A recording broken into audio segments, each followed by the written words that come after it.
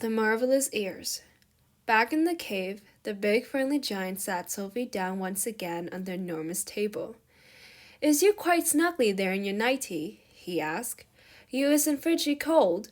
I'm fine, Sophie said. I cannot help thinking, said the BFG, about your poor mother and father. By now they must be jipping and scumping all over the house, shouting, Hello, hello, where is Sophie gone? I don't have a mother and father, Sophie said. They both died when I was a baby. Oh, you poor little scumplet, cried the BFG. Is you not missing them very badly? Not really, Sophie said, because I never knew them. You is making me sad, the BFG said, rubbing his eyes. Don't be sad, Sophie said. No one is going to be worrying too much about me. That place you took me from was the village orphanage. We are all orphans in there. You is an orphan? Yes. How many is there in there? 10 of us, Sophie said. All little girls. Was you happy there? The BFG asked. I hated it, Sophie said. The woman who ran it was called Mrs. Clonkers, and if she caught you breaking any of the rules, like getting out of bed at night or not folding up your clothes, you got punished. How is you getting punished? She locked us in the dark cellar for a day and a night without anything to eat or drink. The rotten old rat rasper, cried the BFG. It was horrid, Sophie said. We used to dread it. There were rats down there. We could hear them creeping about. The filthy old fizzwiggler, shouted the BFG. That is the horridest thing I is hearing for years. You is making me sadder than ever.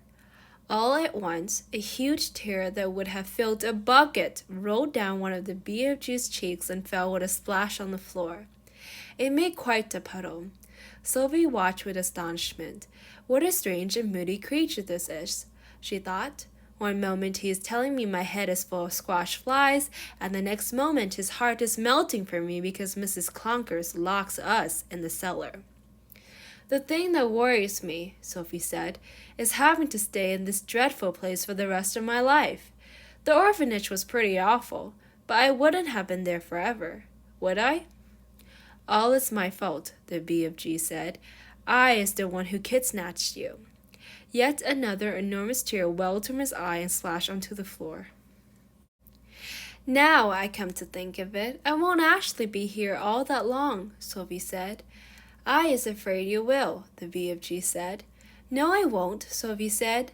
Those brutes out there are bound to catch me sooner or later and have me for tea. I is never letting that happen, the BFG said. For a few moments the cave was silent. Then Sophie said, May I ask you a question? The BFG wiped the tears from his eyes with the back of his hand and gave Sophie a long, thoughtful stare. Shoot away, he said. Would you please tell me what you were doing in our village last night? Why were you poking that long trumpet thing into the Coochie's children's bedroom and then blowing through it? Aha! Cried the BFG, sitting up suddenly in his chair. Now he is getting nosier than a Parker. And the suitcase you were carrying, Sophie said. What on earth was that all about? The BFG stared suspiciously at the small girl sitting cross-legged on the table. You is asking me to tell you wopsy big secrets, he said. Secrets that nobody is ever hearing before. I won't tell a soul, Sophie said. I swear it. How could I anyway? I am stuck here for the rest of my life. You could be telling the other giants. No, I couldn't, Sophie said. You told me they would eat me up the moment they saw me.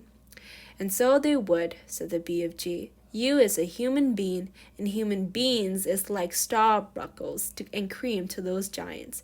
If they are going to eat me the moment they see me, then I wouldn't have time to tell them anything.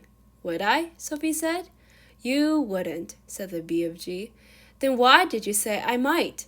Because I is brimful of buzzburgers, the BFG said. If you listen to everything I am saying, you will be getting earache. Please tell me what you were doing in our village, Sophie said. I promise you can trust me. Would you teach me how to make an elephant? The BFG asked. What do you mean? Sophie said. I would dearly love to have an elephant to ride on, the BFG said dreamily. I would so much love to have a jumbly big elephant and go riding through green forests picking peachy fruits off the trees all day long. This is a sizzling hot mug from country we is living in. Nothing grows in it except snot cumbers. I would love to go somewhere else and pick peachy fruits in the early morning from the back of an elephant. Sophie was quite moved by this curious statement. Perhaps one day we will get you an elephant, she said, and peachy fruits as well. Now tell me what you were doing in our village. If you is really wanting to know what I am doing in your village, the BFG said, I is blowing a dream into the bedroom of those children. Blowing a dream? Sophie said. What do you mean? I is a dream-blowing giant, the BFG said. When all the other giants is galloping off every what way and which to swallow up human beings, I is scuttling away to other places to blow dreams into the bedrooms of sleeping children. Nice dreams, lovely golden dreams, dreams that is giving the dreamers a happy time. Now hang on a minute, Sophie said. Where do you get these dreams? I collected them, the BFG said, waving an arm towards all the rows and rows of bottles on the shelves. I has billions of them. You can't collect a dream, Sophie said. A dream isn't something you can catch hold of. You is never going to understand about it, the BFG said. That is why I is not wishing to tell you. Oh, please tell me, Sophie said. I will understand. Go on. Tell me how you collect dreams. Tell me everything. The BFG settled himself comfortably in his chair and crossed his legs. Dreams, he said, is very mysterious things. They is floating around in the air like little wispy, misty bubbles, and all the time they is searching for sleeping people. Can you see them? Sophie asked. Never at first. Then how do you catch them if you can't see them? Sophie asked. Aha, said the BFG. Now we is getting on to the dark and dusky secrets. I won't tell a soul. I is trusting you, the BFG said. He closed his eyes and sat quite still for a moment while Sophie waited. A dream, he said, as it goes whiffling through the night air, is making a tiny little buzzing humming noise. But this little buzzy hum is so silvery soft, it is impossible for a human being to be hearing it. Can you hear it? Sophie asked. The BFG pointed up at his enormous truck wheel ears, which he now began to move in and out. He performed this exercise proudly with a little proud smile on his face. Is you seeing these? He asked. How could I miss them? Sophie said. Then maybe it's looking a bit preposterous to you, the BFG said, but you must believe me when I say there is very extra usual ears indeed. They is not to be coughed at. I'm quite sure they're not, Sophie said. They is allowing me to hear absolutely every single twiddly little thing. You mean you can hear things I can't hear? Sophie said.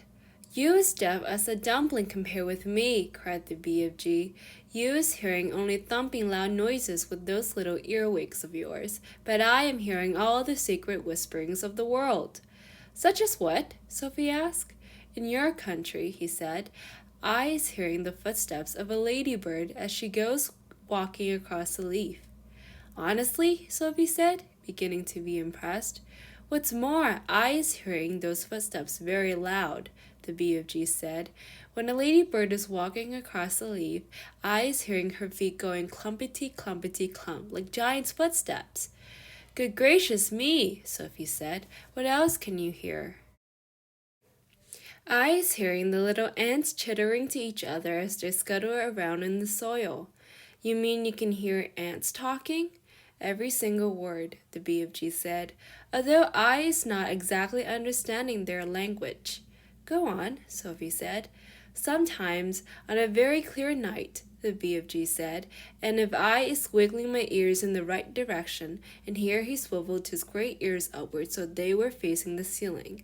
If I is wiggling them like this, and the night is very clear, I is sometimes hearing faraway music coming from the stars in the sky. A queer little shiver passed through Sophie's body. She sat very quiet, waiting for more. My ears is what you told me you was watching me out of your window last night, the BFG said. But I didn't make a sound, Sophie said. I was hearing your heart beating across the road, the BFG said, loud as a drum. Go on, Sophie said. Please? I can hear plants and trees. Do they talk? Sophie asked. They is not exactly talking, the BFG said, but they is making noises. For instance, if I come along and I is picking a lovely flower, if I is twisting the stem of the flower till it breaks, then the plant is screaming. I can hear it screaming and screaming very clear. You don't mean it, Sophie cried. How awful! It is screaming just like you would be screaming if someone was twisting your arm right off. Is that really true? Sophie asked. You think I is Swiss-figgling you? It is rather hard to believe. Then I is stopping right here, said the BFG sharply. I is not wishing to be called a fibster. Oh no, I'm not calling you anything, Sophie cried. I believe you. I do really. Please go on. The BFG gave her a long, hard stare. Sophie looked right back at him, her face open to his. I believe you, she said softly. She had offended him. She could see that. I wouldn't ever be fibbling to you, he said. I know you wouldn't, Sophie said, but you must understand that it isn't easy to believe such amazing things straight away.